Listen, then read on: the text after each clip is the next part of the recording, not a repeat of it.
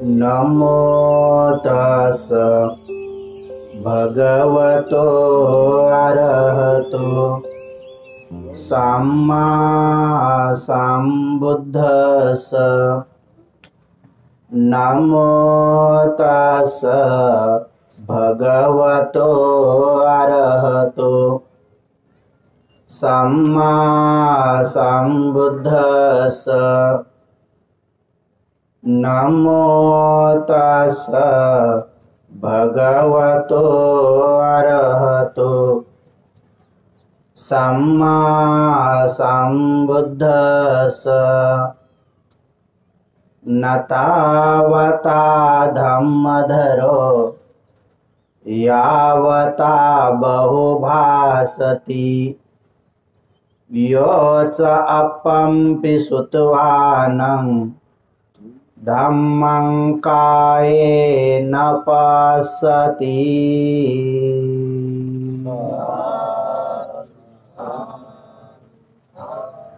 ज्या सुगतांनी ज्या तथागतांनी आपणा सर्वांना हा दुःखमुक्तीचा मार्ग दाखवणारा सद्धम्म दिला, त्या तथागताला ज्या सद्धम्माने दुःखमुक्त झाल्यानंतर परमश्रेष्ठ सुखाचा अनुभव करून दिला, त्या सद्धम्माला त्या सद्धम्माचा अंगीकार करून दुःखमुक्त झाल्यानंतर लोकांना पुण्य क्षेत्राचा साठा उपलब्ध करून ज्या संघाने दिला, त्या तथागताच्या आर्य श्रावक संघाला अशा ह्या सर्वश्रेष्ठ तीनही रत्नाला प्रथम त्रिवार अभिवादन करतो।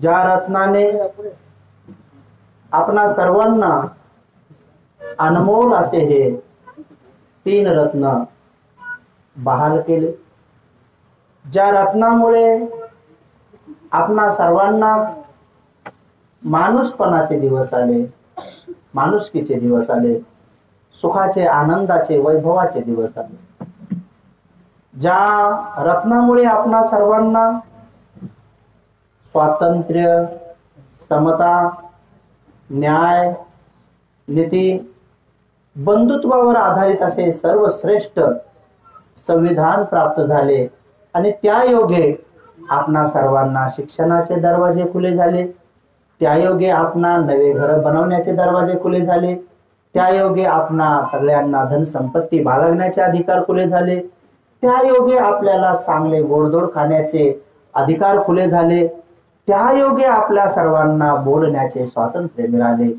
कोण्याही ठिकाणी वास्तव्यास राहून आपल्याला शील आचरण करण्याचे, ध्यान करण्याचे, अध्यात्म क्षेत्रामध्ये पकण्याचे अधिकार ज्यांच्यामुळे प्राप्त झाले, जे आपल्या जीवनात सुख करता आणि दुःख हरता आहेत, असे बोधिसत्व डॉक्टर बाबासाहेब आंबेडकर यांच्या समग्र धम्मक्रांतीला शेवटच्या श्वासापर्यंत समर्पित राहतो। आजच्या या महान पुण्यमय उत्सवाच्या प्रसंगी कठीणाच्या अनुषंगाने पूज्य काश्यपजी यांच्या या अनुकंपेतून तुम्हा सर्वांना संघाचं दर्शन व कठीणाबरोबर चिवरदानाचं संघदान देण्याची संधी प्राप्त झाली व सन्मानाने या ठिकाणी आपणाला आमंत्रित करता आले असे ज्येष्ठ पूज्य राष्ट्रपालजी महाथेरा, पूज्य करुणानंदजी थेरा, पूज्य धम्मबोधीजी थेरा, पूज्य यन धम्मानंदजी थेरा, पूज्य संघपालजी, धम्मपालजी आणि सर्व उपासक उपासिका, बालक आणि बालिकांनो, अनेक वर्षापासून धम्म सांगण्यासाठी मोठ्या श्रद्धायुक्त चित्ताने पूज्य सत्यपालजी महास्तवे यांच्या माध्यमातून मी या ठिकाणी आलो आणि तुम्ही वारंवार मला आमंत्रित करता। मोठ्या श्रद्धायुक्त चित्ताने व्यक्तिगत घरचं छोटा जरी काही कार्यक्रम असेल, कोपरगावच्या ठिकाणचा छोट्यातला छोटा जरी कार्यक्रम असेल, तर मला वाटतं मला निश्चित स्वरूपात या भागामध्ये बोलवतात। 2-4 वर्षांमध्ये धावपळ असल्यामुळे थोडंसं कमी येणं झालं। वास्तव्यास वेगवेगळे भिक्षू असल्या कारणानं एका भागात एक भिक्षू आहेत, तर एखाद्या दुसऱ्या भिक्षूंना त्या भागात जाण्याची काय आवश्यकता नाही, ते सांभाळून घेतात। असं मनाशी निश्चय करून थोडंसं आम्ही त्या भागामध्ये कमी कमी जात असतो। पण ज्या भागामध्ये पुन्हा एकदा गहिराईमध्ये जर लोक तपत असतील, आणखी गहिराईमध्ये धम्म समजून घेण्याची इच्छा असेल, तर त्या भागामध्ये पुन्हा संघाचं दर्शन होतं। यावर्षी आपण सर्वांनी संघाला आमंत्रित केलं आणि महान पुण्य अर्जित केलं. या पुण्याच्या बळाने आपल्याला सुखाचे दिवस तर येतीलच. सगळ्या भिक्षूंच्या मुखातून आपण ऐकलं की आपल्याला सुखाचे दिवस येतील, पण ते कसे येतात आणि काय येतात मी तुम्हाला आजच्या एका प्रवचनातून सांगतो. तुम्ही ते एकाग्र चित्ताने ऐका. वारस हा कसा मिळतो, आजच्या प्रवचनाचा विषय आहे की वारस कसा प्राप्त होतो. आपण वारसाची गोष्ट माहीत आहे. अनेक लोकांच्या धनसंपत्तीचे वारस हे त्यांची मुलं बनतात. अनेक लोकांच्या धनसंपत्तीचे वारस कधी त्यांच्या मुली बनतात. अनेक लोकांच्या धनसंपत्तीचे वारस निपुत्रिक असल्या कारणाने कधी राजाच्या तिजोरीमध्ये किंवा कधी कधी गव्हर्नमेंटच्या तिजोरीमध्ये किंवा दूरच्या एखाद्या नातेवाईकांनी कोर्टात सिद्ध केलं आणि ते जर का अनुवंशिकतेनं आरएनए डीएनए सिद्ध झालं तर कधी त्यांना प्राप्त होतात. अनेक लोकांची धनसंपत्ती तशीच पडून राहते. ते कधी कधी कोणाच्याच कामात येत नाही आणि म्हणून असे हे वेगळ्या वेगळ्या पद्धतीने वारस लाभले जातात. पण तथागत सम्यक संबुद्ध वारस कशाला म्हणतात, कोण आपला वारस आहे, आपला खरा वारस कसा असतो आणि तो आपल्याला कसा प्राप्त होतो, तर आपला वारस कसा बनल्या जातो, कसा निवडला जातो, आपण हे एकाग्र चित्ताने ऐका. उपासक आणि उपासिकांनो, एकदा एक सद्ग्रस्त भगवान तथागत सम्यक संबुद्धाकडे येतो आणि त्यांना प्रश्न विचारतो, भगवान हे सगळे मनुष्य असून हे सगळे मनुष्य असून हे एक सारखे का नाहीत, एक समान का नाहीत. मनुष्य तर आहेत, सगळ्यांना 2 पाय आहेत, 2 हात आहेत, डोकं आहे, 2 डोळे आहेत. हे मनुष्य आहेत, परंतु मात्र हे सगळे समान का नाहीत. सगळे एकसारखे उंचीला का नाहीत, सगळे एकसारखे दिसायला का नाहीत, सगळे एकसारखे ज्ञानाला का नाहीत, सगळे एकसारखे आयुष्याला का नाहीत, सगळे एकसारखे धनसंपत्तीला का नाहीत. का काही खूप सुंदर आहेत, का काही कुरूप आहेत, का काही मध्यम आहेत, का काही उंच आहेत, का काही ठेंगणे आहेत, का काही लुकडे आहेत, का काही धष्टपुष्ट जाडे आहेत. काय कारण आहे, काही महाधनवान आहेत, काही धनवान आहेत, काही निर्धन दरिद्र आहेत, अकिंचन आहेत. काय कारण आहे, काही एवढे ज्ञानी विद्वान पंडित आहेत, काही मध्यम ज्ञानी आहेत, काही बुद्धू आहेत, अनाडी आहेत. त्याचबरोबर अनाडी आहेत पण काही एकदम अशा प्रकारचे वेड्या स्वभावाचे आहेत. थोडेही ज्ञानहीन आहेत, थोडे ज्ञान नाही आहे, थोड्या गोष्टीचाही वापर करत नाही आहेत. काय कारण आहे भगवान. काही सगळे दीर्घ आयुष्यापर्यंत जगतात, 100 वर्ष पार करतात, 120 वर्ष पार करतात, 125 वर्ष 150 वर्ष जगतात. काय कारण आहे. काही गर्भाशयातच मरतात, काही तारुण्यात मरतात, काही कमी आयुष्यात मरतात. भगवान मनुष्य असून सुद्धा हे सगळे असे वेगळे वेगळे का आहेत. काय कारण आहे, कशामुळे आहे. कोणी असं अलग थलग ईश्वर परमेश्वर आत्मा किंवा यांचा चालवणारा कोणी ब्रह्मा आहे का, तो असं यांचं कमी अधिक आयुष्य करतो, तो यांचं रंगरूप वेगळा करून पाठवतो, तो यांना धनसंपत्ती देताना अशाच प्रकारचे लोक समजतात की हे सगळं चालवणारा चलयिता कोणीतरी अलग थलग ईश्वर आहे, जो अलग बसलेला आहे कुठंतरी आहे आणि त्याच्या कृपेने लोक श्रीमंत होतात आणि त्याच्या कोपामुळे लोक गरीब होतात. त्याच्या अनुकंपेने लोक सुंदर होतात आणि त्याच्या कोपामुळे लोक दुर्वर्ण होतात. त्याच्यामुळेच लोक अशा प्रकारचे होतात, श्रीमंत गरीब आणि विद्वान बुद्धू. हे त्याचे एक तर कोप होतो, नाही तर त्याची आशीर्वाद होतो, आशाने ते प्राप्त होतात. का भगवान. तेव्हा भगवान म्हणतात, नाही उपासक, हे ईश्वरामुळे किंवा कोणीतरी अलग थलग असं बसल्यामुळे नाही. ते कशामुळे होतं तुला मी सांगतो, तू माझं हे म्हणणं नीट ऐक. तर तेव्हा ते ह्या सगळ्या झाडांचा आधार देतात. ते म्हणतात, तू बघ, तुला सांगता येईल तसं विचार कर की काय कारण आहे की फांद्याच्या जागेवरच राहतात, त्या खोडाच्या जागी येत नाहीत. काय कारण आहे की पानं पाण्याच्या जागेवर येतात, ते पानं मुळाच्या जागी येत नाहीत. काय कारण आहे की फळं फळाच्या जागेवर येतात, ते फळं खोडाला फांद्याला इकडे लागत नाहीत. त्याच्यानंतर आणखी पुढे सांगता त्याला म्हणतात की काय कारण आहे की प्रत्येक झाड जे आहे त्या प्रत्येक झाडाचे जे काही फळं आहेत ते एक समान नाहीत. त्यांना तर सगळ्यांना आपण झाडच म्हणतो, जसं यांना मनुष्य म्हणतो. मग मनुष्य एकच नाव आहे, पण दिसायला वेगळे वेगळे आहेत, संपत्तीला वेगळे वेगळे आहेत, रंगरूपाला वेगळे आहेत, बुद्धीला वेगळे वेगळे आहेत, आयुष्याला वेगळे वेगळे आहेत. नाव तर मनुष्य आहेत, पण मनुष्य होकर भी मनुष्य प्राणी एक जैसा क्यों नहीं है, काय कारण आहे? तसं ते म्हणतात की झाडं असून सुद्धा हे झाडं एक समान का नाहीत आणि झाडं असून सुद्धा एक सारखे फ्रूट फळं का नाही आहेत. भगवान त्याला प्रश्न विचारतात. भगवान त्याला म्हणतात की झाडं आहेत, पण त्याचे फळं एक सारखे का नाहीत? काहीचे फळं असे लांब आहेत, काहीचे फळं असे जाड आहेत, काहीचे फळं असे निमुळते आहेत, काहीचे फळं हिरव्या रंगाचे आहेत, काहीचे पिवळ्या रंगाचे आहेत, काहीचे मात्र भुऱ्या रंगाचे आहेत, तपकिरी रंगाचे आहेत, काळ्या रंगाचे आहेत. आणि काही आंबट आहेत, काही गोड आहेत, काही कडू आहेत, काही तुरट आहेत, काही मध्ये बीज आहेत, काही मध्ये गर आहे, रस आहे, काही मात्र त्याच्यामध्ये रसही नाही, बीजही नाही. काही वर शिलके आहेत, काही वर टकरा आहेत, काही वर मात्र काही नाही आहे. अशा पद्धतीनं हे फळ वेगळ्या वेगळ्या रंगाचे, वेगळ्या वेगळ्या चवीचे, वेगळ्या वेगळ्या दिसण्याचे, वेगळ्या वेगळ्या आकाराचे, वेगवेगळ्या गुणधर्माचे का आहेत तू सांग.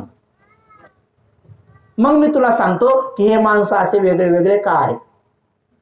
तर मग तो विचार करू लागतो आणि तो म्हणतो, भगवान हे खरंच कोण्या ईश्वराने नाही तर ह्या सगळ्या फळांचे बीज वेगळे वेगळे आहेत, ह्या सगळ्या फळांचे बीज वेगळे वेगळे आहेत, यांचे लावलेले जे बीज आहेत ते वेगळे वेगळे आहेत, म्हणून फळांचे रंग, कलर, चव, त्याच्या सगळ्या गोष्टी, आकार वेगळे वेगळे आहेत.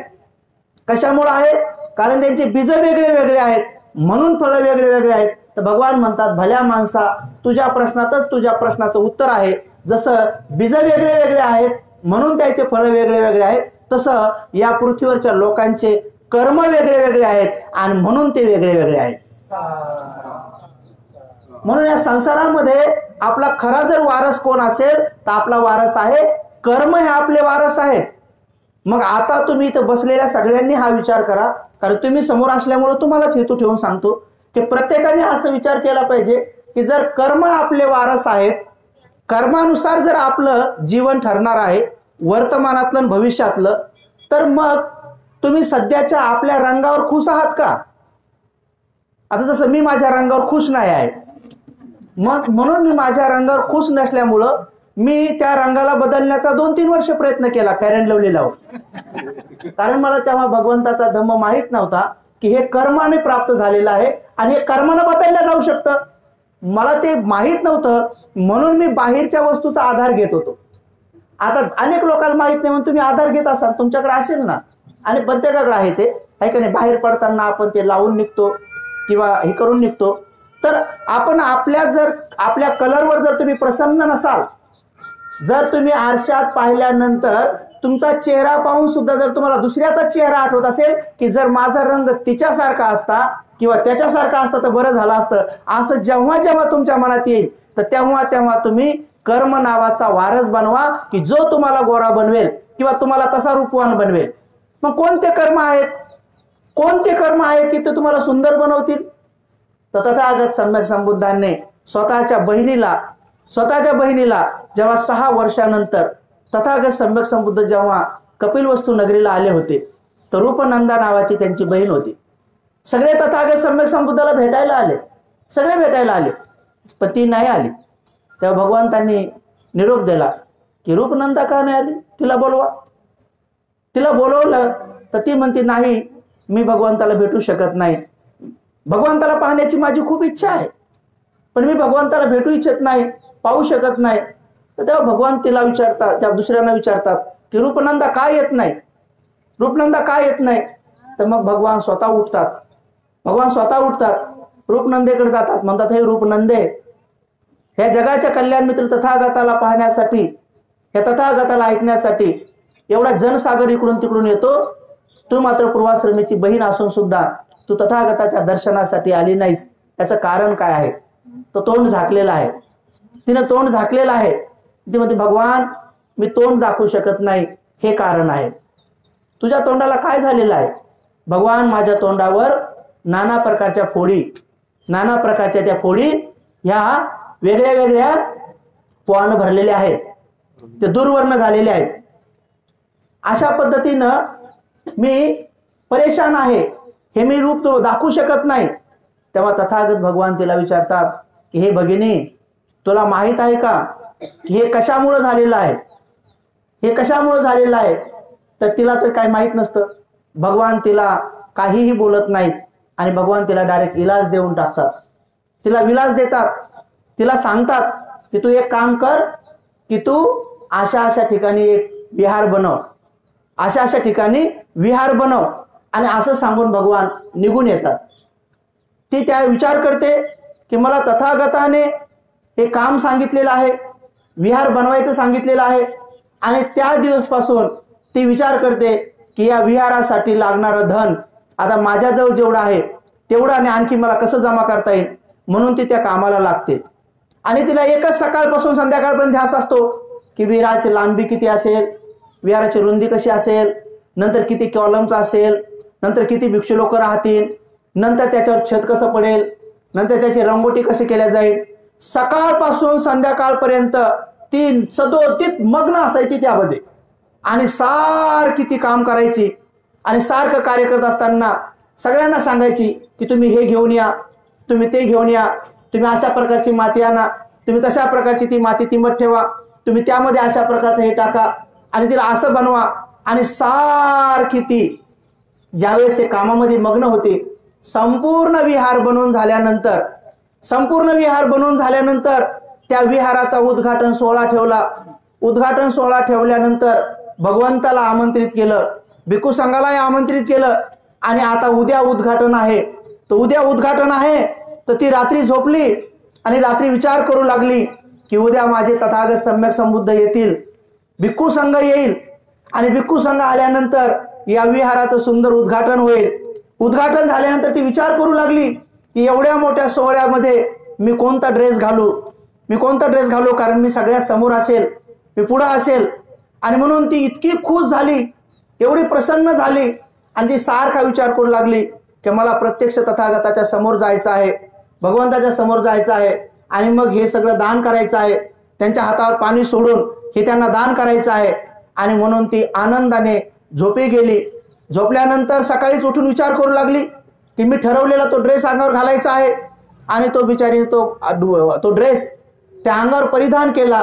परिधान केल्यानंतर ती विचार करू लागली की मी आता सगळ्यांच्या समोर असेल, सगळ्यांच्या पुढं असेल. आणि मग नंतर तिला आठवलं की मी सगळ्यांच्या समोर जाऊ शकणार नाही, कारण सगळ्यांसमोर जाऊ शकणार नाही, सगळ्यासमोर जर मी पोचू शकले नाही, कारण ती भगिनी जी होती, थोडं सांगण्यात हे झालं, भगिनी जी होती ती रोहिणी होती, अनुरुद्धांची भगिनी होती.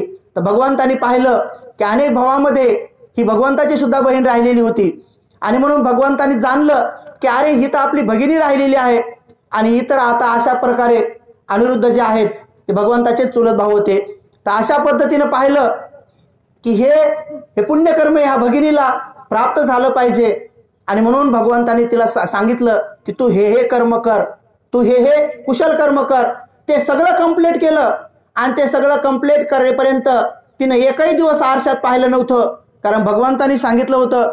तर सकाळपासून संध्याकाळपर्यंत तिला स्वतःकडे पाहायला पण वेळ नव्हता, तिने स्वतःला कधी पाहिलं नाही. जे कामात लागली एकच विचार करायचे की हे कधी कंप्लीट होईल, हे केव्हा तयार होईल, हे कसं तयार होईल. आणि जेव्हा पूर्ण कंप्लीट होऊन उत्सवाच्या दिवशी सकाळी सकाळी आता भगवंतासमोर जायचं, आणि मग मात्र नाराज झाली की मी आता भगवंतासमोर जाऊ शकत नाही, कारण माझा चेहरा विद्रूप आहे, माझा चेहरा दाखवण्यासारखा नाही आहे. पण मात्र ती सजली आणि सजून आरशापुढे गेली, आणि आरशापुढे जाऊन पाहते तर तिच्या चेहऱ्यावर एकही वर्ण नाही, एकही डाग नाही, एकही फोडी नाही. तिचं पूर्ण सौंदर्य जसंच्या तसं तिला पूर्ण प्राप्त झालं. आणि मग ती म्हणते अहो किती भाग्य आहे, किती पुण्य आहे, किती अद्भुत आहे, किती चमत्कारिक आहे. माझ्या शास्त्यांनी मला कुठल्याही प्रकारचा मलम न देता, माझ्या शास्त्यांनी मला कुठल्याही प्रकारची दवा न देता, माझ्या शास्त्यांनी मला कुठल्याही प्रकारचं अशा प्रकारची औषधी न देता मला माझ्या मनातूनच माझ्या ह्या विकाराला काढायला लावलं. आणि केवळ या चेहऱ्यावरच नाही तर भगवंतांनी अनेक जन्माचं माझं महापुण्य घडवून दिलं आणि असं म्हणून ती भगवंताच्या समोर आली आणि गुडघ्यावर बसून तिने प्रणाम करून ते भिक्खू संघाला दान केलं.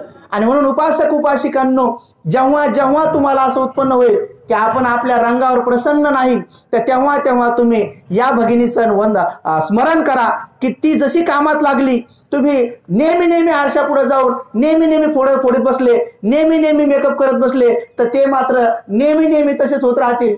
पण तुम्ही जर चांगल्या कामात एकदा बिझी राहिले आणि 2-3 महिन्याच एकदा चेहरा पाहिला, तर तुमचा चेहरा एकदम प्रसन्न होईल. जसं की तुम्ही इगतपुरीला गेल्यानंतर 10 दिवसांनी एकदा चेहरा पाहता, 10 दिवसपर्यंत चेहरा पाहण्याची परमिशन नसते. 10 दिवसानंतर जेव्हा चेहरा, तेही आपण पाहत नाही, 10 दिवसांनी जेव्हा आपण पहिल्यांदा येतो, तर आल्याबरोबर दुसरेच आपला चेहरा पाहतात आणि आपल्याला म्हणतात की काय भारी दिसू लागले, तुमचा चेहरा काय टवटवीत आहे म्हणतात, आणि काय तुमचं रूप सुंदर आहे म्हणतात. तर तुम्ही समजून घ्यायचं की 10 दिवसपर्यंत आपण तिथे जे कर्म केले ते कर्म आपले वारस आहेत आणि ते वर्तमानामध्ये आपल्याला सौंदर्यवान बनवतात, ते वर्तमानामध्ये आपल्याला रूपवान बनवतात. मग जर आपण आपल्या उंचीवर प्रसन्न नसाल, आपल्या हाईटवर जर तुम्ही प्रसन्न नसाल, तो गुरुजी सहज सांगतात कि गुरुजी को किसी ने पूछा कि गुरुजी क्या करो मेरी हाइट नहीं बढ़ती, गुरुजी क्या करो मेरी हाइट नहीं बढ़ती, तो गुरुजी बोले बहुत सारे जन्म में ऊंचे काम नहीं किए होगे, बहुत सारे जन्म में ऊंचे काम नहीं किए होगे, इस जन्म में ऊंचे काम कर दे, आपने आप ऊंचा कद बन जाएगा. तर ऊंचे काम कोणते आहेत? ऊंचे म्हणजे झाडाला लटकणे, किंवा ते दंड बैठका काढणे, किंवा नंतर असं करणे, तर तसं नाही. जसं की आमच्या कॉलेजमध्ये सुद्धा एका पोरगी, लहान पोरगी, अशी बुटकी पोरगी असायची, तिच्यावर नेहमी तो फिसपॉन पडायचा, अटक मटक चवळी चटक, आणि उंची नसन वाढत तर भडकल घेतला जाऊन लटक. तर असं लटकल्याने थोडी काहीच उंच्या वाढतात, असं लटकल्याने नाही होते वाढत, तर ते तसं नसते वर. तर इकडं ऊंचे काम काय आहेत? तर भगवंतांनी सांगितलं 3 रत्नावर इंद्र किल्लासारखी श्रद्धा उत्पन्न करणे हे ऊंचा काम आहे. कारण तेव्हा आपलं मन उच्च स्वरूपाचं बनावं लागतं, त्यावेळेला आपलं मन प्रसन्न स्वभावाचं बनावं लागतं. जसं की निर्मळ पाणी आणि गढूळ पाणी यामधलं ऊंचा पाणी कोणचं आहे? तो नितळ पाणी हे ऊंचा आहे. ज्याप्रमाणे आपण पाहिलं असेल की खडकाळ जमीन आणि सुपीक जमीन यामधले ऊंची जमीन कोणची आहे? तर सुपीक जमीन उंच आहे. ज्याप्रमाणे सडलेलं फळ आणि बिना सडलेलं फळ यातलं उच्च फळ कोणचं आहे? तर जे सडलेलं नाही ते फळ उच्च आहे. ज्या प्रकारे बिमार मनुष्य, एखाद्या आजाराने ग्रस्त मनुष्य, मृत्यूशय्यावर झोपलेला मनुष्य आणि समजा एखादा बलवान मनुष्य, यामध्ये आपण म्हणताना काय म्हणू? हा उच्च मनुष्य आहे. त्याच प्रकारे आपण पाहिलं की एक दुःशील माणूस, जो एक मनुष्य दुःशील मनुष्य आहे, हत्याचं कर्म करतो, चोरीचं कर्म करतो, दुराचाराचं, खोटं बोलण्याचं, नशापतनाचं, हा एक व्यक्ती आहे. आणि इकडे एक व्यक्ती हत्या तर करत नाही, प्राणी मात्राचं लालन पालन करतो, चोरी तर करत नाही, दान कर्म करतो, दुराचार तर करत नाही, महिन्यातले 4 दिवस ब्रह्मचर्याचं पालन करतो, खोटं नाही बोलत, तो खरं बोलतो, जोडायचं बोलतो, मृदू बोलतो, नशापतन करत नाही, तर नेहमी तो चालताना, बोलताना, बसताना, उठताना, खाताना, पिताना, प्रत्येक गते वा ठिते वा निशिन्ने वा सुत्तीने वा जागिते खाईते पिते संपजानकारी होत, प्रत्येक कामात जो सजग असतो, जागृत असतो, तो नशापतन तर करत नाही, पण त्याचे 6 इंद्रिय, त्या 6 इंद्रियाचे विषय आणि 6 इंद्रियापासून उत्पन्न होणारे विज्ञान, या सगळ्यांमध्ये तो टायमामध्ये कर्म करताना, बोलताना किंवा मनामध्ये विचार येताना तो नेहमी सजग राहतो.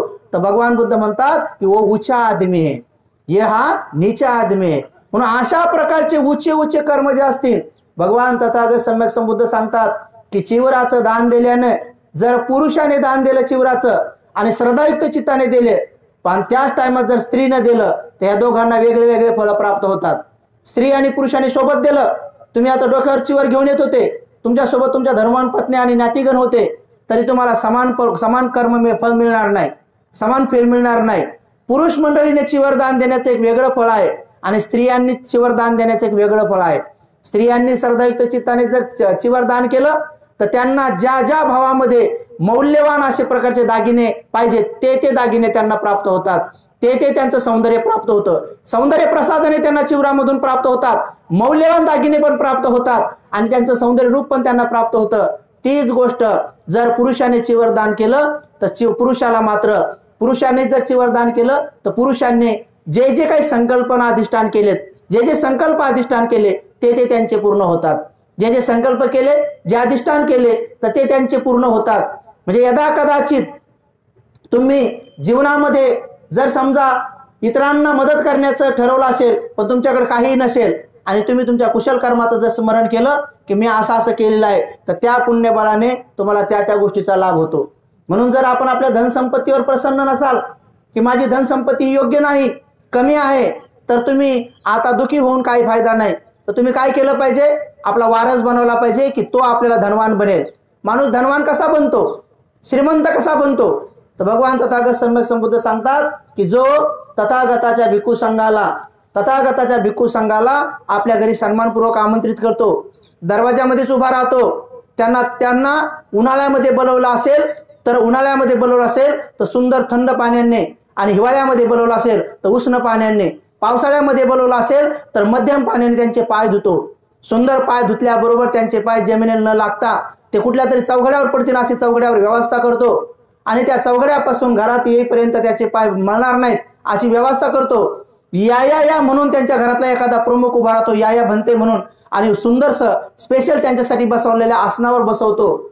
त्याचबरोबर त्यांच्यासाठी सुंदर घरात बनवलेलं जे आपण खातो त्याही पेक्षा उच्च दर्जाचं भोजन बनवतो. जे आपण आहारामध्ये एक भाजी खात असेल तर त्या दिवशी 2-4 भाज्या बनवतो. जर आपण एक प्रकारची चपाती आधी खात असेल तर 2-4 प्रकारच्या बनवतो आणि त्या दिवशी विशेष रूपाने त्यांच्यासाठी भोजन आहार बनवतो. अशा प्रकारे तो जर श्रद्धायुक्त चित्ताने भोजन दान करतो आणि भोजन दान करून त्या भिक्षूला जर समजा तो भिक्षापात्राचं दान करतो आणि भिक्षापात्राचं दान करता क्षणी त्या भिक्षूने ते भिक्षापात्र घेऊन ज्या दिवशी त्या भिक्षूने भिक्षा मागितली, भिक्षा मागता क्षणी त्या भिक्षूने भोजन खाऊन त्या भिक्षूच्या पोटात गेलं आणि जसं त्या भिक्षूला भोजन पचलं त्या क्षणी यांना इकडे धनाचा लाभ होतो. त्या दिवसापासून त्यांना धनाचा लाभ सुरू होऊन जातो. तथागत सम्यक संबुद्धाने अनेक प्रसार सांगितलेले आहेत की माता विशाखाला हा एवढा मोठा जो दागिना आहे, हा एवढा मोठा दागिना कसा काय प्राप्त झाला होता.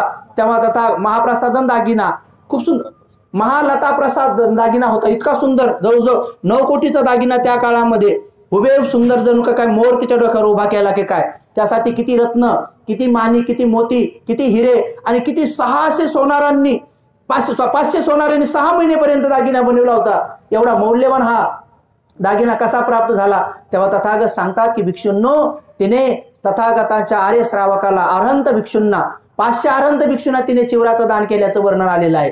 त्याच्या परिणाम स्वरूप तिला इतका मोठा दागिना लाभ होतो. आणि जेव्हा विशाखासोबत काही प्राणी द्यायचे आहेत, काही गाई म्हशी शेळ्या द्यायच्या आहेत किंवा काही प्राणी द्यायचे आहेत, तसं म्हणतात की विशाखाचे वडील जेव्हा त्या तबेल्यात जातात आणि त्या तबेल्याचा दरवाजा खोलतात आणि त्या प्राण्यांना सांगतात की हे मुक्या प्राण्यांनो, जरी माझी विशाखा तुमच्यासोबत बोलत असताना तुम्हाला तिला प्रत्युत्तरात बोलता नाही आलं, पण तुम्ही तिचा व्यवहार पाहिलेला आहे, तिची दया पाहिलेली आहे, तिची मैत्री करुणा पाहिलेली आहे. तिने कधीच तुम्हाला उपद्रव दिलेला नाही आहे. बदल्यामध्ये तिने तुमची अनेक प्रकारे, नाना प्रकारे सेवा केलेली आहे, अनेक प्रकारे तुम्हाला तिने जोपासलेला आहे. आणि अशा माझी विशाखा आता सासरी जाणार आहे. तर ज्यांची इच्छा असेल की विशाखासोबत जायचं आहे तर मी त्यांना संधी देतो की विशाखासोबत जायचं असेल त्यांनी खुशीनं बाहेर निघा, आणि ज्यांना विशाखासोबत जायची इच्छा नसेल त्यांनी इथं तबेल्यातच थांबा. असं म्हणताक्षणी वर्णन आलेलं आहे. असं म्हणताक्षणी एवढ्या गायीने एवढे ते बछडे बाहेर पडू लागले की 3-4 किलोमीटर पर्यंत बाहेर निघले आणि एकमेकाला धक्के देऊ की मला विशाखासोबत जायचंय असं म्हणून एवढी मोठी रांग लागली. त्यांच्या वडिलांनी विचार केला की एवढे प्राणी जर दिले तर माझ्या विषयाला का त्रास होईल, एवढे सांभाळण्यासाठी तेवढे नोकर ठेवा लागतील. म्हणून त्याने मधातच नोकराला सांगितलं की आता दरवाजे बंद करा, आता या तबेल्याचे दरवाजे बंद करा. आणि जेव्हा ताकदीनिशी तबेल्याचे दरवाजे बंद केले तर बंद केल्यानंतर वर्णन आलं की बंद केल्यानंतर सुद्धा ताकदवर गायी आणि लहान बछडे त्या दरवाजावर उड्या मारू बाहेर येत होते. जसे की माशा नाही का पाण्यात उड्या मारू येतात, तसे ते बछडे आणि गायी आपल्या पाठीवर शेपटी टाकल्या आणि उड्या मारून येत होत्या. ही गोष्ट जेव्हा तथागताला कळली, काय कारण आहे भगवान, दरवाजे बंद झाल्यानंतर मुके प्राणी सुद्धा विशाखासोबत यायला तयार होते. हे कशाचं फळ आहे, काय असं पुण्य केलं होतं विशाखाने की तिच्या पाठीमागं लागून लागून धन येत होतं, तिच्या पाठीमागं लागून लागून सौंदर्य येत होतं, तिच्या पाठीमागून लागून लागून अशा प्रकारचं स्त्रीचे जे रूप सौंदर्याचे 6 गुण आहेत ते सगळे तिला प्राप्त झाले होते. आणि आता हे मुके प्राणी सुद्धा विशाखासोबत येण्यास काय कारण होतं तयार झाले. तेव्हा भगवान सांगतात, भिक्षूंनो, नाना प्रकारचे पक्वान विशाखा स्वतःच्या हातानं बनवायची आणि जेव्हा भिक्खू संघाला प्रसन्न चित्ताने वाढायची तेव्हा ती भिक्षूंना केवळ वाढून बाजूला होत नव्हती, भिक्षूंना वाढवायची आणि वाढून झाल्यानंतर सुद्धा प्रत्येक भिक्षूने ते आटम खावा म्हणून त्यांना उत्स्फूर्त करायची. हात जोडून जोडून म्हणायची की भंते हे पण घ्या, हे पण घ्या.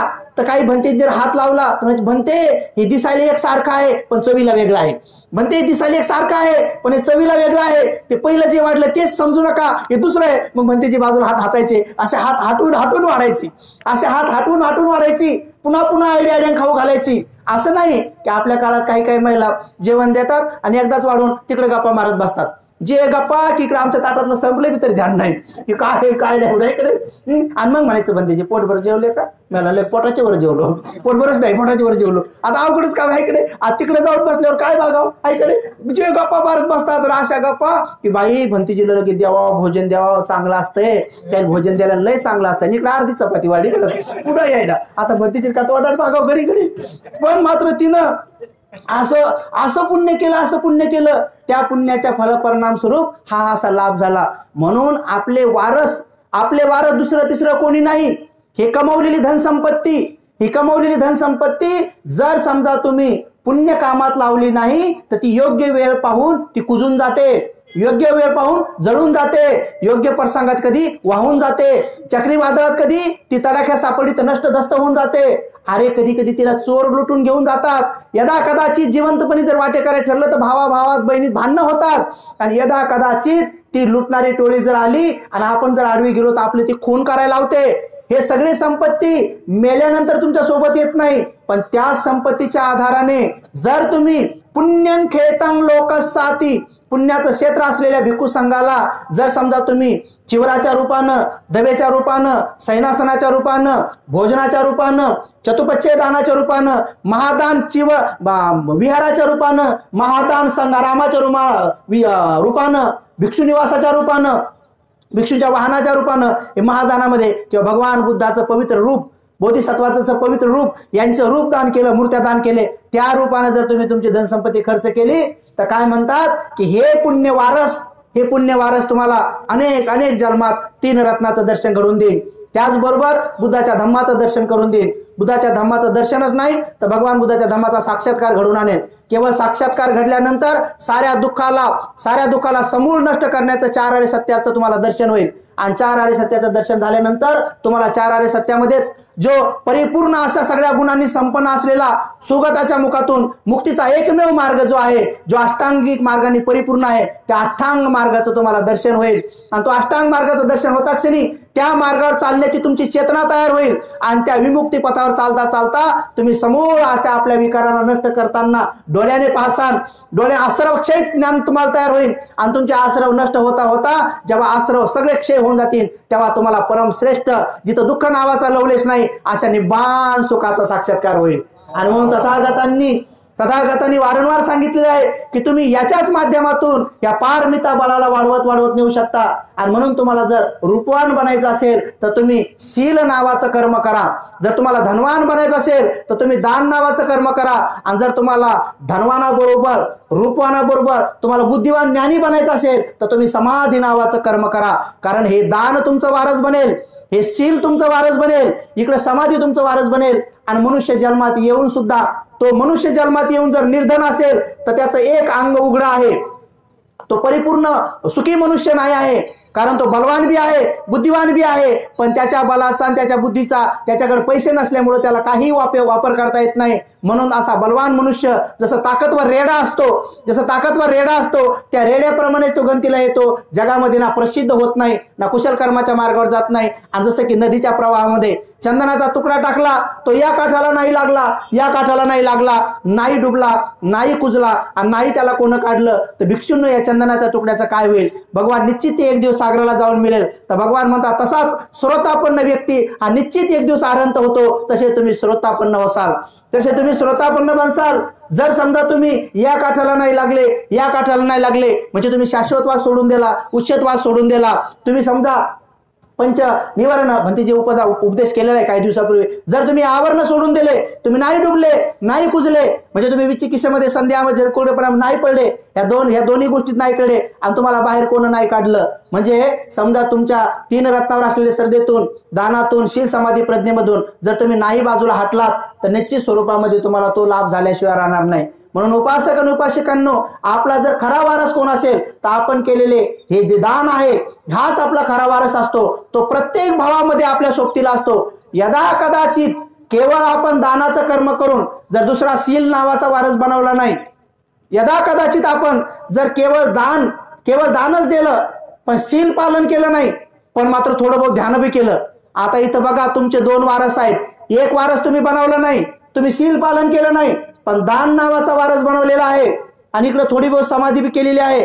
तर यदा कदाचित मनुष्य जन्म नाही भेटला, पशु प्राण्याचा जरी जन्म भेटला, समजा दान देणारा व्यक्ती पण शील पालन न करणारा पण ध्यान करणारा व्यक्ती यदा कदाचित कुत्र्याच्या जन्मात जरी गेला, तरी तो धनवान घरचा कुत्रा म्हणून जन्माला येतो. आणि समाधी केलेली आहे म्हणून तो पोलीस खात्यातला क्राईम ब्रँच मधला डॉबरमॅन बनतो, कारण त्याने समाधी केलेली आहे.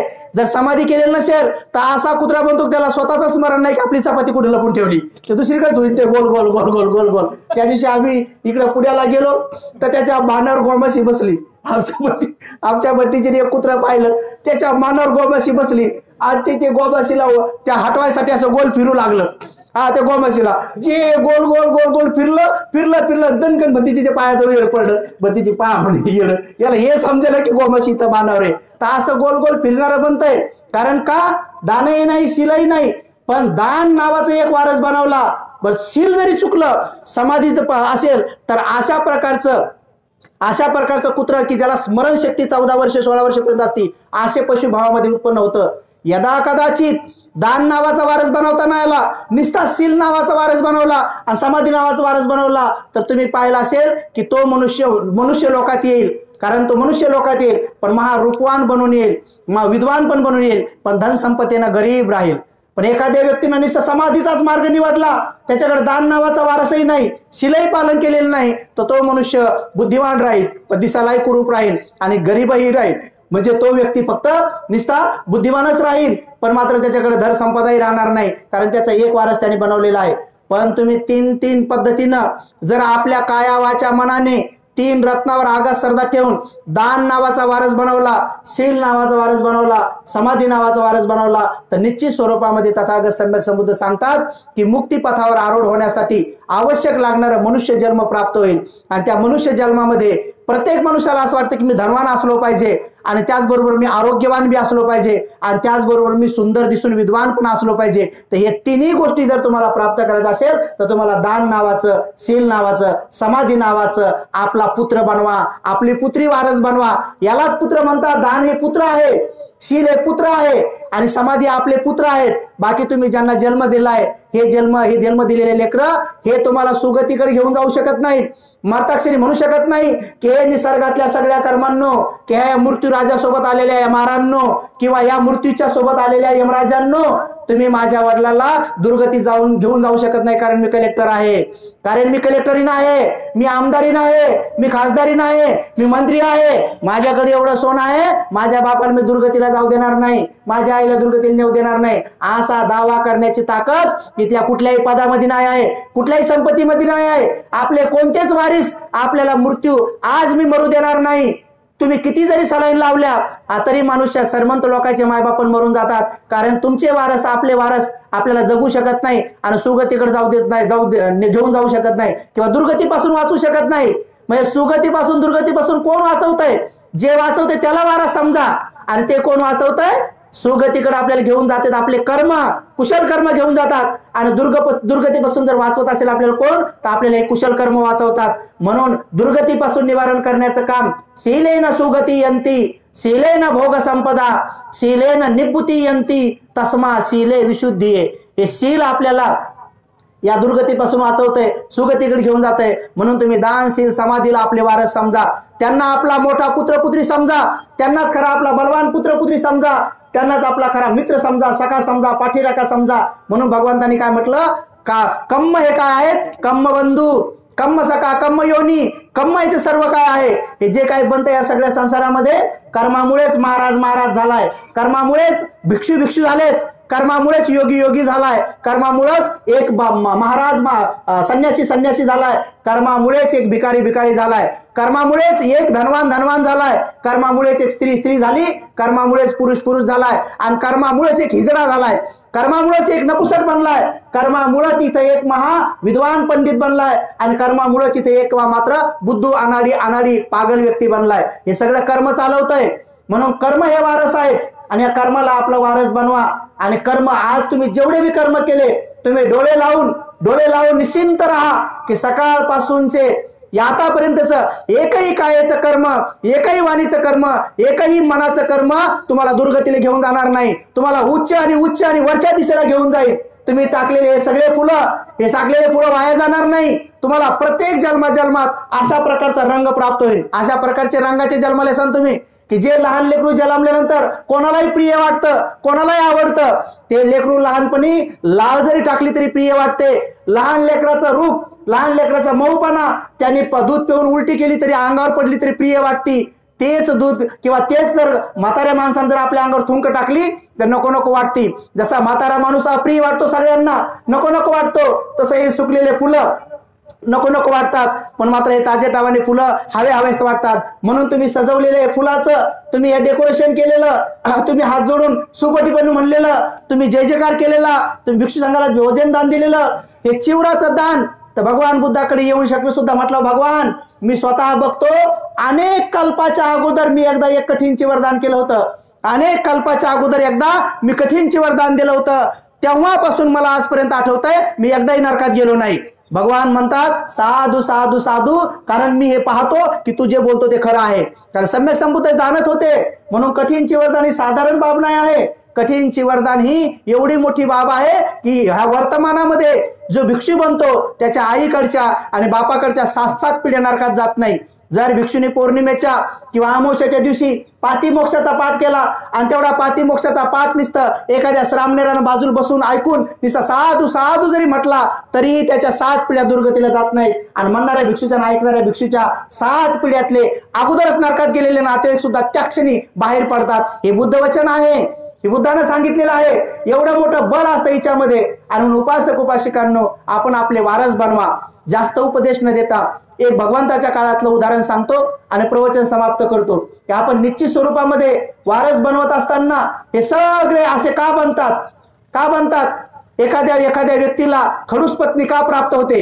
एखाद्या खडूस माणसाला चांगली पत्नी का प्राप्त होते?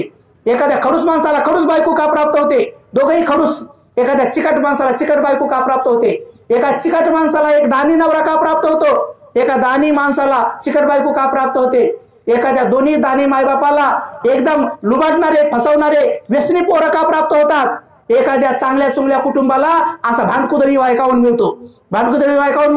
चांगल्या चुंगल्या घराला आग लावणारी सून, घर फोडणारी सून का प्राप्त होते? आणि विस्कटलेल्या घराला पुन्हा एकट्याला आणणारी सून का प्राप्त होते? हे काय कारण आहेत? हे सगळे कारण आपल्या कर्मामुळे आहेत. हे कर्म वारसामुळे आहेत. हे जे काही मिळतं ते आपल्याला कर्मामुळे मिळतं. त्यामुळं तुम्ही सोयरीक लावून दिलेल्या माणसावर नाराज बसू नका. सोयरीक लावून दिलेल्या माणसाला काही लोक जय भीम करत नाही. बाई सगळ्या घराचं वाटोळं यानंच केलंय, यानंच आणलेलं या उदासीन घरात, याच्यामुळं तर सगळं बिघडलंय. अरे ते फक्त निमित्त मात्र आहे. ती कर्म पद्धतीने आलेली आहे, वारसानं आलेली आहे. त्या बिचाऱ्यांनी तो नसता बी मधात तरी ते आलंच असतं काम. आलं लक्षात? त्यामुळे तुम्ही असं काही विचार करू नका. या संसारामध्ये सर्वात जास्त तुम्ही विचार करा पती पत्नीचं नातं हे असं नातं असलं पाहिजे. बुद्धाने सांगितलं पती पत्नीचं नातं हे दीर्घकाळ एकमेकाला टिकवणारं, प्रसन्न ठेवणारं असलं पाहिजे. जसं नवरा बाहेर जातो, नाना प्रकारचे 10 प्रकारचे कामं करतो, नाना प्रकारच्या लोकात बसतो, तिथून 10 प्रकारचे टेन्शन घेऊन येतो, घरी येताक्षणी बायकोला पाहिल्याबरोबर त्याचे 10 टेन्शन दूर गेले पाहिजे. बायकोचा चेहरा पाहिल्याबरोबर म्हटलं पाहिजे, अरे सगळ्या भारताचं कर्ज झालं तरी फेडीन, कारण ही अर्धांगिनी एवढी चांगली माझ्यासोबत आहे. एवढा तुमचा चेहरा प्रसन्न पाहिजे, एवढा तुमचा आनंदी चेहरा पाहिजे. नाही तर नवरा घरी आल्यावर पोतारलेला चेहरा, काले का नाही आणलं नाही काय, कधी आणता किती बारे सांगून मेले आणता काय, असं जर त्याला ताण दिला तर त्याचा बीपी वाढतो. म्हणून माणसांमध्ये आणि पुरुष आणि बाया या दोघांमध्ये सर्वात जास्त बीपी पुरुषांना आहे, सर्वात जास्त बीपी पुरुषांना आहे. आणि कोणाची देण आहे? ही तुमची देण आहे, ही फुकटची देण आहे. अटॅक न कोण मरतंय जास्त? माणसं मारतात का बाया? पुरुष मंडळी मारतात. काऊन मारतात? हे अटॅक कोण आणतंय? म्हणून तुम्ही अटॅक आणणं बंद करा, तुम्ही बीपी देणं बंद करा, बीपी देऊ नका. ह्या पूर्ण भारतात तुम्ही फिरा, सर्वात जास्त महिला विधवा आहेत का पुरुष विधूर आहेत? महिला विधवा जास्त आहेत का पुरुष विधूर जास्त आहेत? कोण जास्त? महिला विधवा. म्हणजे माणसं अगोदर मरतात. कोणामुळे मरतात? कोणामुळे मरतात? म्हणून तुम्ही बीपी देऊ नका, म्हणून तुम्ही अटॅक आणू नका, माणसं लवकर मारू नका. तुमच्या हास्यामध्ये एवढं आयुष्य वाढतंय. तुमचा चेहरा प्रसन्न ठेवा. प्रत्येक भगवान बुद्ध म्हणतात त्या घरी भांडण कधीच होणार नाही. जी गृहिणी हातातले 10 कामं सोडून आपला नवरा येण्याच्या 10 मिनिटं अगोदर दरवाजात येऊन उभी राहते, गरम पाणी ठेवून जी हातात एखादा कपडा घेऊन उभी राहते, आणि नवरा येताक्षणी जी उभी राहून म्हणती स्वामी या या या, याच्यावर पाय ठेवा, पाय धुऊ द्या. जी रोज आपल्या नवऱ्याचे पाय धुते, स्वच्छ पाय धुवून जी घरात स्वामी स्वामी बसा म्हणते, आणि नंतर संध्याकाळी झोपण्याच्या अगोदर बुद्धाने सांगितलं हे, संध्याकाळी झोपण्याच्या अगोदर जी आपल्या सासू सासऱ्यांचं रोज तेल लावून डोकं दाबून पाय दाबून नंतर झोपते, त्या घरात कधीच भांडण होत नाही. त्या घरात कधीच भांडण होत नाही. हे भांडण स्त्रीच्या हातात आहे. एक महिला मला पुढे आली आणि म्हटली भंतेजी तुमचं सगळं पटलं की दरवाजात उभं राहायचं, पण माणूस तसा गुणी पाहिजे, माणूस तसा गुणी पाहिजे ना म्हणे. मी म्हणलं त्रिपिटकात असं बुद्ध आणलेलं नाही की गुणी लोकांचीच करायची म्हणून. बुद्धानं बरोबर हेरलं होतं की तो गुणी असो का दुर्गुणी असो, ते कोणी असो, तो किती जरी पेलेला असेल तो इकडे झुकला तरी म्हणा नीट उभे राहा स्वामी, तिकडे पडत म्हणा स्वामी धरा स्वामी. असं करून गुरु तुम्ही घरात न्या, घरात नेऊन त्याचे पाय दाबा. जर 8 दिवसाच्या त्यानं दारू नाही सोडली तर मग काय, ते झोपल्याची विचार करत की आपल्याच घरी आलो दुसरीकडे आलोय, पुढे विचार करत की मी हा काय कसा मूर्ख वागू लागलो. ही देवी एवढी पवित्र, एवढी सेवाभावी आणि एवढी गुणसंपन्न, सदा हसणारी, कधी न रुसणारी, कधी न त्रास देणारी, आणि एवढी धर्मवान पत्नी जर अशी आहे तर 8 दिवसात त्याच्यामध्ये बदल पडतो. त्याला असं वाटतं चुकलं माझं, मी चुकीचं वागू लागलो. तो दुष्ट माणूस कधीच दुष्ट बनत नाही, तो रागाने कधी बोलत नाही. आणि यदा कदाचित तुम्ही सासू सासऱ्याची रोज जर सेवा केली, चुकून जर नवरा तुमच्यावर रागावला तर तुमचे सासू सासरे माझा उभे राहतात, मोकाच बस रे, मोकाच बस, पोरीला बोलायचं काम नाही म्हणतात, कारण त्याला माहिती आहे की रोज हे करते. पण तुम्ही तसं करत नाही. तुम्ही सासूची पाठ घासता, साल्टच काढून टाकता. साल्ट काढल्यावरती कशाला पाठ घासू देत आहे का नाही? तर म्हणून असं करू नये. हे अशा प्रकारचे कर्म सुद्धा वारस बनतात. आज आपण आपल्या सासूच्या पाठीचं साल्ट काढलं, उद्या आपली येणारी सून गरम पाणीच टाकून देते, पुढे जाते. मग एवढे भयानक कर्म आहेत, याला चक्रव्याध व्याज म्हणतात. म्हणून मायमावल्यांनो की सासू मेल्यानंतर ती जागा रिकामी राहत नाही. सासू मेल्यानंतर ती जागा रिकामी राहत नाही, कारण तिथं तुम्ही काही दिवसांत सासू होतात. यालाच म्हणतात रिकाम्या जागा भरा आणि जोड्या लावा. लक्षात. म्हणून आपण रिकाम्या जागा नीट भरा आणि जोड्या बी नीट लावा आणि आपलं कुशल कर्म करून घ्या. मनुष्य जन्मात आल्यानंतर आपण आपले वारस चांगले बनवा आणि ते वारसच आपल्याला सुगतीला घेऊन जातील. आणि अंतिमता परमश्रेष्ठ सगळ्या दुःखातून मुक्तीचं जे भगवंताच्या मुखातून निघालेलं, ज्याची प्रशंसा झालेली असे निर्वाण पद तुम्हाला प्राप्त होईल आणि आपलं कल्याण होईल. म्हणून उपासक उपासिकांनो, एकदा तथागत सम्यक संबुद्ध बसलेला असताना धुकं पडलेलं होतं. आणि धुकं पडलेलं असताना दूर काही भिक्षू चक्रमण करत होते, चंक्रमण करत होते. पण प्रत्येक भिक्षूच्या आजूबाजूला 50-50, 40-40 भिक्षू होते. तेव्हा भगवंतांनी, काही भिक्षू भगवंताच्या दर्शनासाठी आले होते आणि भगवंताचं दर्शन करू लागले होते. तेव्हा भगवंतांनी, एवढंच उदाहरण सांगतो, समाप्त करतो. तेव्हा भगवंतांनी त्या सगळ्या भिक्षूंना जवळ बोलावलं. म्हणजे भिक्षूंनो, ह्या धुक्यातून दूरपर्यंत चंक्रमण करताना तुम्हाला काही भिक्षू दिसतात का? म्हणे हो भगवान, दिसतात. कारण सगळे भिक्षू अलग अलग चंक्रमण करत होते. काही भिक्षू इथं चक्रमण करत होते, त्याच्या मागं मागं 50 भिक्षू होते, दुसरीकडे दुसरे करत होते, त्यांच्या पाठीमागे 40-50 होते, असे भरपूर भिक्षू चक्रमण करत होते. तेव्हा भगवंतांनी असं बोट केलं आणि करुणेने सांगितलं, भिक्षूंनो ते भिक्षू तुम्हाला दिसतात का? आणि हो भगवान दिसतात, धुक्यातून बी दिसतात, ओळखू पण येतात. कोण आहे भिक्षूंनो? आणि भगवान ते धर्मसेनापती, तुमचा उजवा हात, जे आतापर्यंत पडलेला पाऊस, आतापर्यंत जेवढा पाऊस पडला तेवढा एक एक थेंब मोजू शकतात एवढे ज्ञानी विद्वान. भगवंतांनी सांगितले की माझा विद्वान पुत्र असे ते सारीपुत्र आहेत. भगवंतांनी म्हटलं बरोबर आहे भिक्षूने, तुम्ही ओळखलं, ते सारीपुत्र आहेत. आणि त्या सारीपुत्राच्या बाजूला 50-60 भिक्षू त्याच्या मागे चक्रमण करत आहेत. त्या भगवान काय म्हणतात, हे भिक्षूंनो तुम्हाला असं वाटतं का की त्या 50 भिक्षूला सारीपुत्रानं बोलून नेलं म्हणून? म्हणे मग भगवान, भिक्षूंनो त्या 50 भिक्षूला सारीपुत्रानं बोलवलं नाही की माझ्यासोबत या, आणि ते 50 भिक्षू पण म्हटले नाही सारीपुत्राला की आम्ही तुमच्या सोबत यावं का, पण ते का सोबत चक्रमण करत आहेत? मग भगवान आले, ते म्हणतात का भगवान? कारण भिक्षूंनो सारीपुत्र महाप्रज्ञावान आहे, सारीपुत्र महाप्रज्ञावान आहे आणि त्याच्या भोवतीचे जेवढे भिक्षू आहेत ते प्रज्ञावान आहेत. म्हणून महाप्रज्ञावान आणि प्रज्ञावान आपोआप कम्माने वारसाने खेचले गेले, म्हणून ते त्याच्या सोबत राहतात. त्यांना मी म्हटलं नाही तिकडे जा आणि तेही म्हटले नाही, कारण त्याचे गुण समान आहेत म्हणून ते तिकडे खेचले गेले. ते कोण आहेत? म्हणे महामोग्गलयन. ते सगळे भिक्षू वृत्तीवान आहेत. महामोग्गलयन महावृत्तीवान आहे. मी म्हटलं नाही जा, महामोग्गलयन म्हटले नाही माझ्यासोबत या, कारण ते वृद्धिवान असल्यामुळं त्याचे गुणधर्म समान आहेत, ते वारसाने खेचले गेले, एक समान कम्म धातू असल्यामुळं ते त्याच्यासोबत फिरत आहेत. ते तुम्हाला माहिती आहे का कोण भिक्षू आहेत? म्हणजे भगवान ते आनंद दिसत आहेत. हा बरोबर ओळखलं, तो आनंदच आहे, तो बहुश्रुत आहे आणि त्याच्यासोबत असलेले सगळे भिक्षू बहुश्रुत आहेत, म्हणून ते आपोआप समान गुणाने समान कम्माने खेचले गेलेले आहेत. म्हणून भिक्षूंनो ते एकमेकाच्या स्वभावाने खेचले गेले. मी सांगितलं जा आणि ते पण म्हटले नाही या, ते त्याच्या कर्म सिद्धांताने गेलेले आहेत. मग म्हणतात भिक्षूंनो तो भिक्षू दिसतो का? हो भगवान ते उपाली दिसतात. हो भिक्षूंनो ते उपालीच आहेत, ते विनयामध्ये अग्र आहेत, ते विनयामध्ये अग्र आहेत, एकदम कटाक्षाने विनय पालन करणार आहेत आणि बाकीचे सगळे भिक्षू सुद्धा विनयधर आहेत, म्हणून ते आपोआप त्यांच्या सोबत गेलेले आहेत. त्यांनी एकमेकाला बोलवले नाही, कारण त्याचे समान स्वभाव आहेत, समान कम्म धातू आहेत. आणि असं करत करत मग भगवान म्हणतात भिक्षूंनो ते दूर तुम्हाला एक भिक्षू दिसतो का? म्हणे हो भगवान दिसतो. म्हणे ते देवदत्त आहेत. भिक्षूंनो बरोबर ओळखलं तुम्ही, ते देवदत्तच आहेत आणि त्याच्या देवदत्तासोबत सुद्धा 50-60 जण आहेत. तर म्हणे भिक्षूंनो मी म्हटलं नाही देवदत्तासोबत जा, देवदत्ताने मी म्हटलं नाही माझ्यासोबत या. ते देवदत्तासोबत का गेले? कारण देवदत्त हा महापापी आहे, कारण देवदत्त हा महापापी आहे आणि हे बाकीचे सुद्धा पापी आहेत. म्हणून महापापी एक समान गुणाने समान दुर्गुणांनी ते एकमेकाकडे खेचले गेलेले आहेत. म्हणून भिक्षूंनो इथं सगळे संसारातले लोक जे राहतात, पती पत्नी नाते गोते, हे सगळे हे समान कम्म धातूने खेचले जातात, कारण यांचे कर्म वारस आहेत.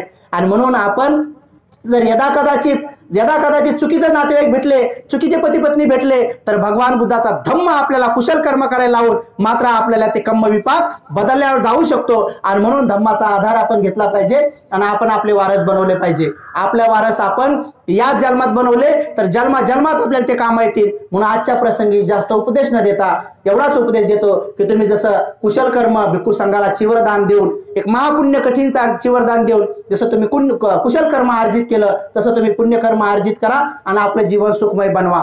नसता लोक मरेपर्यंतही एकमेकासोबत नीट वागत नाहीत आणि काही लोक मेल्यावर पण नीट वागत नाहीत. आता मी महिलांना सांगितलं, तुम्ही हा विचार करू नका की नवरा सद्गुणी पाहिजे म्हणून. नवरा दुर्गुणी असो कसं असो, कारण ते बल तुमच्यात पाहिलं बुद्धाने, ते बल तुमच्यात पाहिलं की तुम्ही बलवान आहात, तुम्ही नम्र बनू शकता, तुम्ही सेवाभावी बनू शकता आणि तुम्ही आपल्या नवऱ्याला लवचिक बनू शकता, प्रेमळ बनू शकता. म्हणून महिलांनाच हा गुण दिलेला आहे.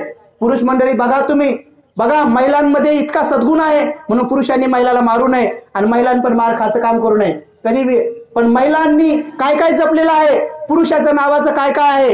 एक मुलगी म्हणते की बघ तुझं कपाळ माझं आणि कुकू तुझ्या नावाचं, भांग माझा आणि सिंदूर तुझ्या नावाचा, अरे गळा माझा, मणिमंगळसूत्र तुझ्या नावाचं, हे कान माझे आणि टापसं तुझ्या नावाचे, हे नाक माझं आणि नथनी तुझ्या नावाची, अरे भात माझे आणि बांगड्या तुझ्या नावाच्या, हे पाय माझे आणि जोडवे तुझ्या नावाचे. ती म्हणती नवऱ्याला की एवढं तुझ्या नावाचं मी जपलंय, माझ्या नावाचं तुझ्याकडे काय आहे का? तुमच्या नावाचं पुरुषाकडे काहीच नाही ना. तुम्ही मात्र एवढं जपलं याच्या नावाचं, पण तुमच्या नावाचं याच्याकडे काहीच नाही. आपण आज पंडितजीच्या समक्ष एक ठराव पास करू की एवढे सगळे दागिने यांनी इतक्या वर्षापासून वापरले, आता आजपासून एक दागिने यांना देऊन टाकू. आजपासून महिला टिकल्या लावणार नाहीत, कोपरगावचे पुरुष टिकल्या लावतील. बघू आपण हे होतंय का, बघू हे शक्य आहे का. तुमच्या नावाचे टिकल्या लावणार नाहीत, तुम्ही किती जरी म्हणलेत लावणार नाहीत. मग विचार करा की तुम्ही हे ओझं किती वर्षापासून वागवतात. म्हणून या बाईच्या कर्मकांडात पडू नका. याला सौभाग्याचं लेणं म्हणू नका, याला काही म्हणू नका. तर पतीला सौभाग्याचं लेणं म्हणा. आणि बुद्धानं सांगितलं सीन हे सौभाग्याचं लेणं आहे. ते सीन दागिना अंगावर हे करा. हे ओझ्याला तुम्ही काही जपून बसू नका. हे वजं आहे. म्हणून पुरुष मंडळी कुठलाच तुमचा दागिना वापरू शकणार नाही. अहो 1 महिना सोडा, पुरुषांना आपण असं म्हणू 8 दिवस वापरा. अहो 8 दिवस सोडा, 1 घंटा जरी पुरुषांना म्हटलं की टिकल्या लावा तर लावणार नाही. एवढं कशाला. तुम्ही घरात जा, नवरा बायको दोघच कडी लावा, पलंगावर बसा आणि नवऱ्याला म्हणा आता बघा कोणीच पाहायला नाही, फक्त 5च मिनिटं टिकली लावा. बघा बरं घरात येऊन दोघं एकटेच घरात जा कडी लावून, आता नवऱ्याला लावा अशी टिकली लावायचा तरी म्हणते फेक तिकडं फेक फेक म्हणते. नाही लावू देत, नाही लावत ते. 1 मिनिट नाही लावत तुमचा दागिना. मग तुम्ही मात्र काय किती दिवसापासून जपून ठेवले. तुम्हाला खरा बुद्धाचा दागिना समजला नाही. म्हणून पुरुषांनी सुद्धा ह्या दागिन्याबद्दल हट्ट केला नाही पाहिजे. गळ्यात मणी मंगळसूत्र नसलं तर पत्नीचा आपल्यावर प्रेम नाही असा विचार करू नका. त्यांना उपवासात पालन करू द्या, कारण त्या दिवशी दागिन्याची काही गरज नाही आहे. त्या दिवशी पतीची बी काही करत नाही. म्हणजे पती काही मरत नाही, दुसऱ्या दिवशी लगेच जिवंत होतो असं नाही, काय घाबरायचं नाही. म्हणून हे दागिने सुद्धा अष्टशिलाचं पालन करा. आणि बघा आपलं सगळं नगर आणि जिल्हा वैभवशाली बनतो की नाही. या वर्षीचा पाऊस सुद्धा सर्वात जास्त का पडत आहे, कारण भिक्खू संघाने जिकडे तिकडे धम्माचा प्रचार केलाय आणि सगळीकडे लोक अष्टशील धारे झालेत. म्हणून महाराष्ट्रात हा लहानपणी जसा आपण पाऊस पाहिला होता तसा पाऊस पडत आहे. 4-4, 5-5 महिने पाऊस पडत आहे, कारण हे धम्माचं बल आहे. इगतपुरी सर्वात जास्त पाऊस पडत आहे. म्हणून मायमावल्यांनो सुखी राहा, आनंदी राहा, मरेपर्यंत साथ द्या. काही महिला तर मेल्यावर बी साथ देत नाही. म्हणून एवढे सांगतो आणि समाप्त करतो. नवरा मेल्यावर सुद्धा काही महिला भांडल्याशिवाय राहत नाही. मरूच तर भांडतात, पण मेल्यावर बी भांडतात. एका बाईचा नवरा मेला तर मेल्यावर सुद्धा भांडत होती. बाई गेला व ऐकत नव्हता ना, खाऊ नका म्हणलं तरी खात होता व, आता गेले बघा तरी भांडण सुरूच आहे. पोरं सांगत होते, सगळे सांगत होते, मी तर सांगू थकले बया. एकदा हातातून घेतलं तर मला 2दा मारलं व. मेल्यावर मी भांडण सुरू आहे, मेल्यावर मी सांगणं सुरू आहे. बरं नवरा मेलाची मेला, आता नंदाला कशाला भांडव. नवरा मेला, नंदा आल्या बिचाऱ्या, तर नंदा दरवाज्यात येता क्षणी भांडण सुरू. आल्या का बाबा उठ ना, जा बहिणी आल्यात ना, बोलून घ्या ना. जेव्हा भावानं बोलवलं तेव्हा नाही आल्या व, तेव्हा कापूस येचत वाट्या ना, पैशाच्या गड्ड्या दिसत वाट्या व. पाय भांडू घेतलं. बरं त्या बी नंदा आल्या, त्या बी भांडत सुटल्या. त्या बी म्हणजे दादा रे तू येले हलवते रे, 3 महिन्यापासून तुला जेवण नव्हतं ना, 1 चुरटीने माहेराला गेली होती रे. ते बी भांडू घेतलं. ते किती कठीण काम आहे. तर जिवंतपणी साथ द्या, मेल्यावर बी साथ द्या. सर्वांचं मंगल हो, सर्वांचं कल्याण हो, सर्वजण सुखी हो, सुखी हो, सुखी हो.